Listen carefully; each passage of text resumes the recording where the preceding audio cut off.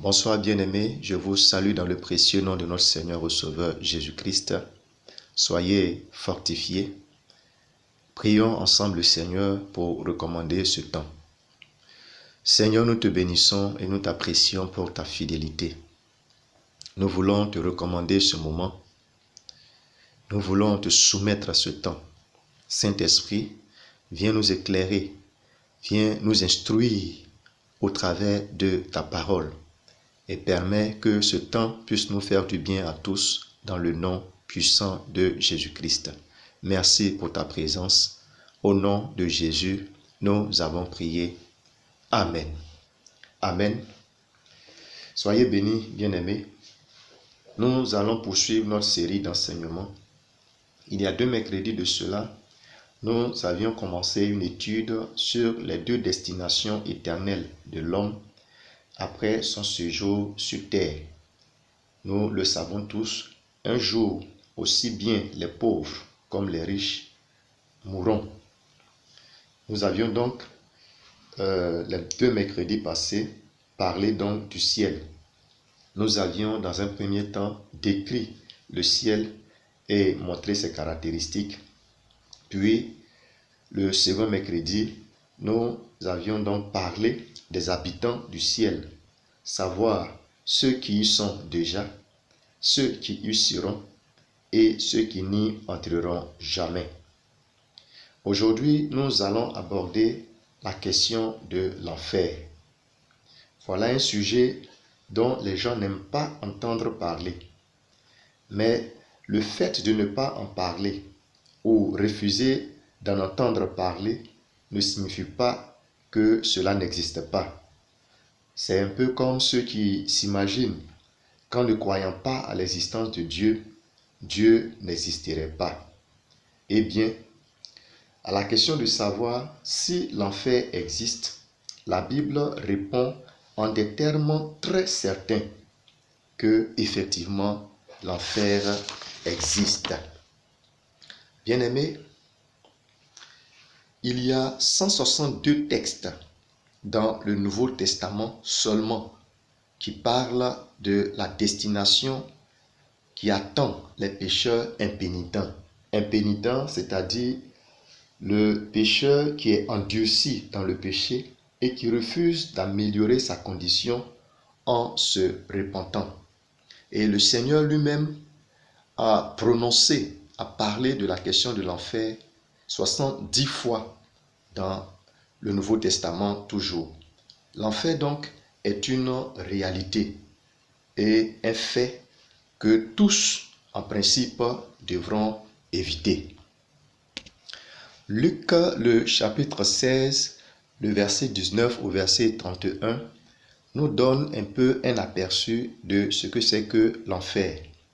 Nous allons lire donc cette référence et en la mettant donc en rapport avec d'autres références, nous allons ensemble, pour ce mercredi, essayer de faire la description de l'enfer et le mercredi prochain, nous allons essayer de soulever quelques questions que l'on se pose à propos de l'enfer et tenter donc d'y apporter des réponses. Luc, le chapitre 16, à partir du verset 19. Lisons. Il y avait un homme riche qui était vêtu de pourpre et de lin et qui chaque jour menait joyeuse et brillante vie. Un pauvre nommé Lazare était couché à sa porte couvert d'ulcères et désirait de se rassasier des miettes qui tombaient de la table du riche. Et même les chiens venaient encore lécher ses ulcères. Le pauvre mourut et il fut porté par les anges dans le sein d'Abraham. Le riche mourut aussi et il fut enseveli. Dans le séjour des morts, il leva les yeux et tandis qu'il était en proie au tourment, il vit de loin Abraham et Lazare dans son sein. Il s'écria, « Père Abraham, aie pitié de moi et envoie Lazare pour qu'il trempe le bout de son doigt dans l'eau et me rafraîchisse la langue, car je souffre cruellement de cette flamme. » Abraham répondit, « Mon enfant, souviens-toi que tu as reçu tes biens pendant ta vie et que Lazare a eu les maux pendant la sienne. Maintenant, il est ici consolé et toi tu souffres. D'ailleurs, il y a entre nous et vous un grand abîme, afin que ceux qui voudraient passer d'ici vers vous ou de là vers nous ne puissent le faire. » Le riche dit, « Je te prie donc, Père Abraham, d'envoyer Lazare dans la maison de mon père, car j'ai 5 frères. C'est pour qu'il leur atteste ces choses, afin qu'ils ne viennent pas aussi dans ce lieu de tourment. » Abraham répondit, « Ils ont Moïse et les prophètes, qu'ils les écoutent. » Et il dit, « Non, Père Abraham, mais si quelqu'un des morts va vers eux, ils se repentiront. » Et Abraham lui dit, « S'ils n'écoutent pas Moïse et les prophètes, ils ne se laisseront pas persuader quand même quelqu'un des morts ressusciterait. » Voici donc le texte de Luc le chapitre 16. Nous allons donc essayer de mettre cela en rapport avec d'autres textes et faire donc la description de l'enfer. Lorsque nous lisons cette référence, nous avons l'impression que quand on est riche, on ne peut pas aller au ciel et que c'est seulement ceux qui sont pauvres qui vont au ciel. Ce n'est pas vrai. Nous avions dit au début que aussi bien les riches que les pauvres mourront un jour et la destination finale sera donc déterminée par la vie que nous menions sur terre. Donc si on est riche et que nous acceptons le Seigneur Jésus-Christ et que nous nous repentons de nos mauvaises façons de faire et d'agir, et si nous marchons conformément à la parole et aux principes de Dieu, alors nous gagnerons le ciel. Donc ce n'est pas une question d'être riche ou d'être pauvre. L'enfer n'est pas fait pour les pauvres, les riches, et le ciel pour les pauvres. Les deux destinations, aussi bien le ciel que l'enfer, sont faits aussi bien pour les riches que les pauvres. Nous tenons donc à éclaircir ce passage avant donc de continuer. L'un des éléments que nous pouvons ajouter à cela, en parlant donc de la description de l'enfer, c'est que l'enfer, c'est le bannissement de la présence de Dieu. L'enfer est le bannissement de la présence de Dieu. La Bible dit dans Hébreux le chapitre 9, le verset 27, qu'il est réservé aux hommes de mourir une seule fois, après quoi vient le jugement. Donc c'est après donc le jugement, c'est ce qui va déterminer donc la destination finale de ceux qui seront trouvés coupables, de ceux donc qui n'auront pas connu Dieu, comme 2 Thessaloniciens le chapitre 1 à partir du verset 6 en parle. Lisons 2 Thessaloniciens le chapitre 1 à partir du verset 6.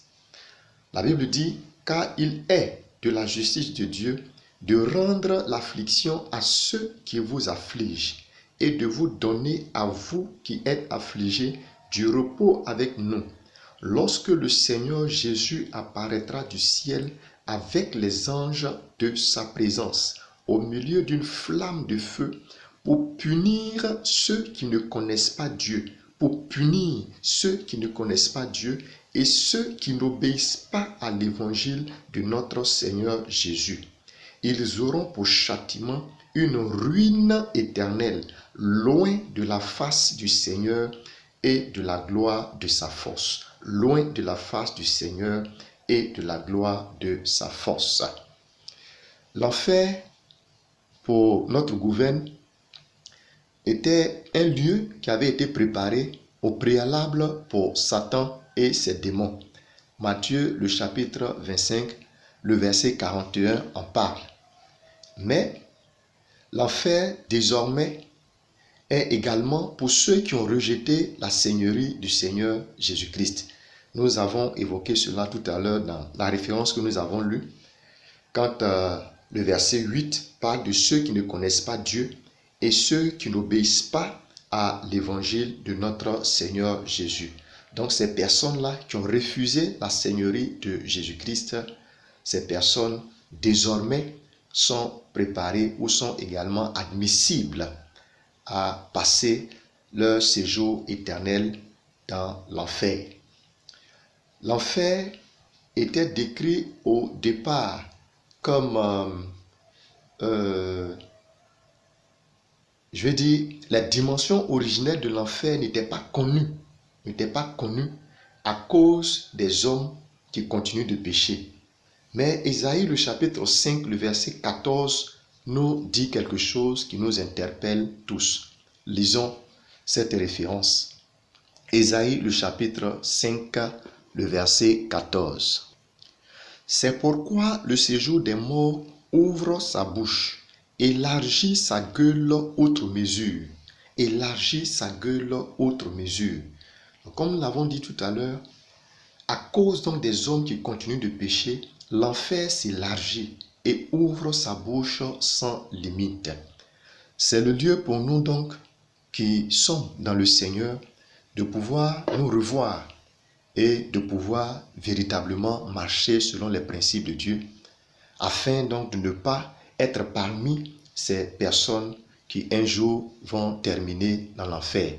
Mais c'est aussi le lieu pour nous qui connaissons Christ de prêcher l'évangile, d'évangéliser, de parler donc à toutes ces personnes qui n'ont pas encore connu le Seigneur, qui n'ont pas encore fait la paix avec le Seigneur, afin que ces âmes-là puissent être sauvées, afin que ces âmes-là puissent être gagnées, pour ne pas que un jour toutes ces personnes puissent se retrouver dans l'enfer, y compris nos propres parents, nos propres familles. Nous devrons prier pour eux, nous devrons leur parler de Jésus, nous devrons les évangéliser afin que un jour nous puissions tous nous retrouver au ciel plutôt que de nous retrouver en enfer, parce que ce n'est pas un lieu vraiment à désirer. L'enfer, c'est donc un lieu de tourment, un lieu de châtiment pour les méchants pour toujours. Le livre de Marc, le chapitre 9, le verset 44 même qualifie cela de géhenne, c'est-à-dire de feu qui ne s'éteint point. De feu qui ne s'éteint point. L'enfer est aussi caractérisé par une soif, par l'agonie et la souffrance. La référence que nous avons lue dans le livre de Luc, le chapitre 16, à partir donc du verset 23, nous donne un aperçu.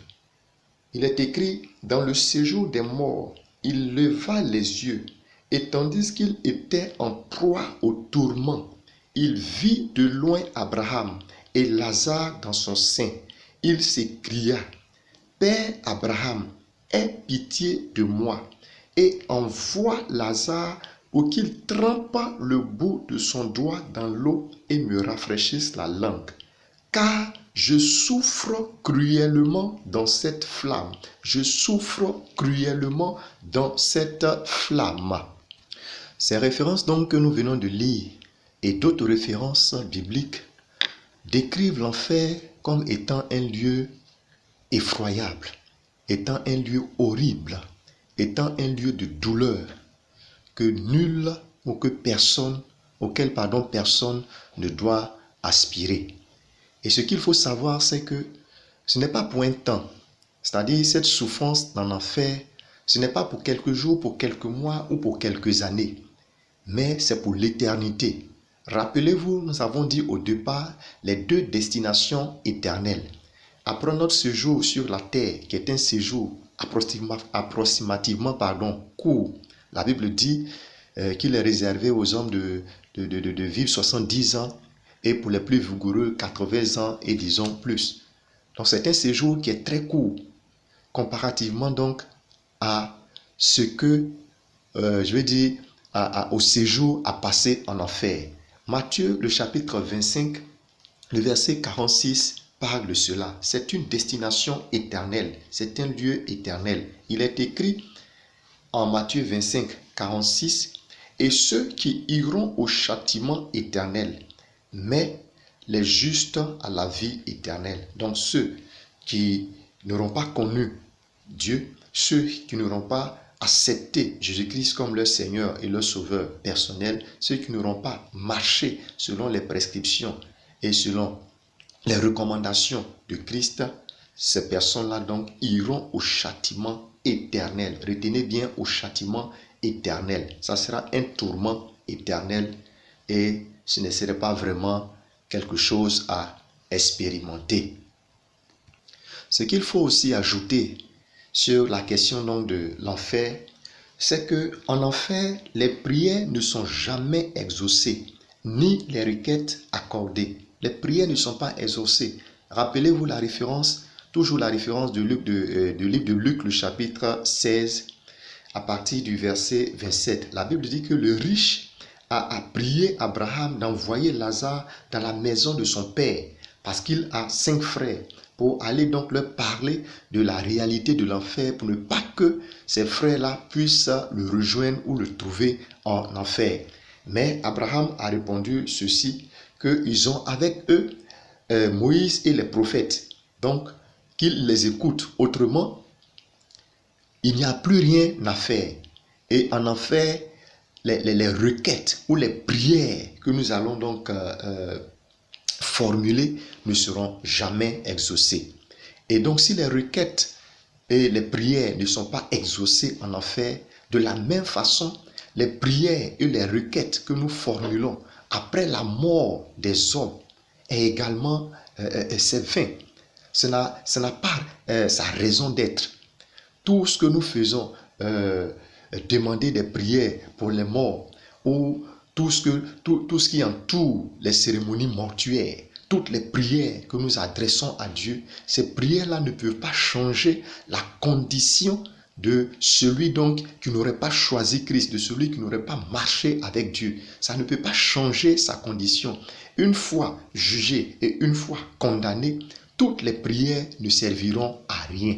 C'est plutôt pendant que nous sommes vivants, c'est plutôt pendant que nous sommes sur la terre, c'est plutôt pendant que nous sommes encore en séjour sur la terre que nous devrons donc décider de là où nous allons passer l'éternité. Donc toutes les prières formulées, 10 000 prières ou 20 000 prières, ou quelles que soient les prières que nous pouvons formuler, que ce soit des années ou je ne sais combien de temps, cela ne peut pas changer et cela ne peut pas infléchir la décision et la condamnation de quiconque n'aurait pas marché avec le Seigneur. Cela donc nous interpelle, nous convertis, à pouvoir donc revoir notre marche et notre approche avec le Seigneur, et pour ceux également qui ne sont pas convertis, à pouvoir aussi revoir leur copie.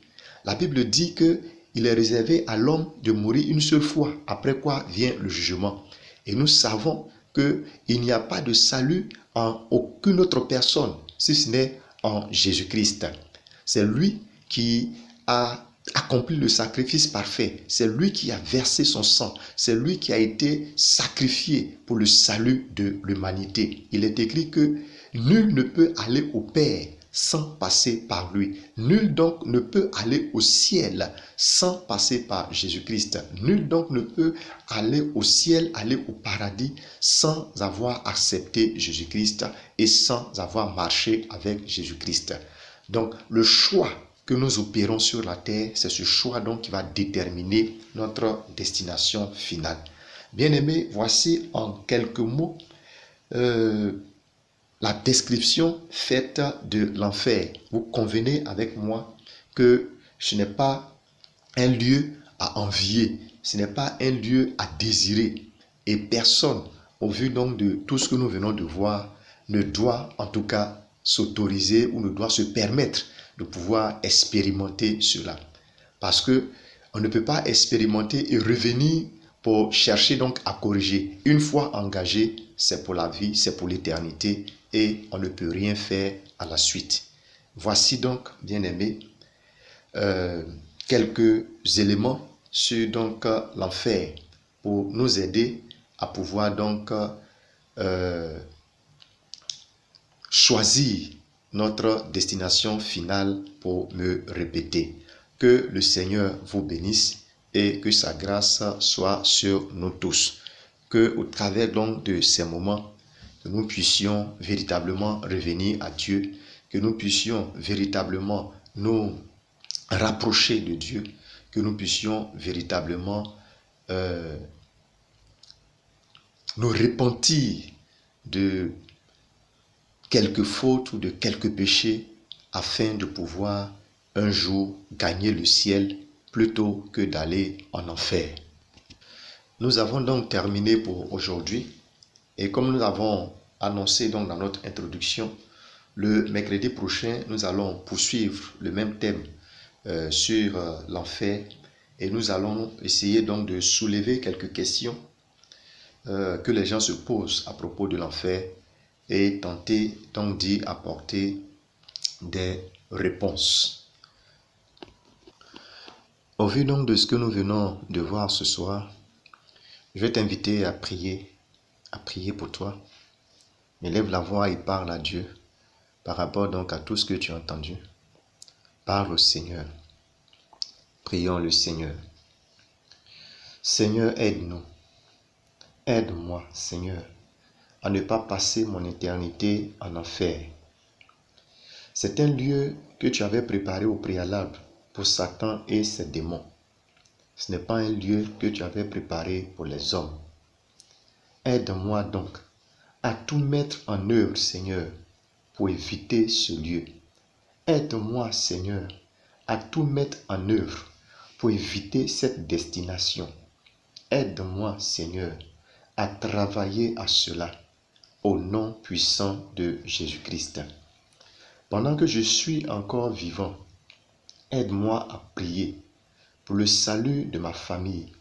Aide-moi à parler de Jésus à ma famille, pas seulement à eux, mais à mon entourage et à tous ceux vers qui tu m'enverras.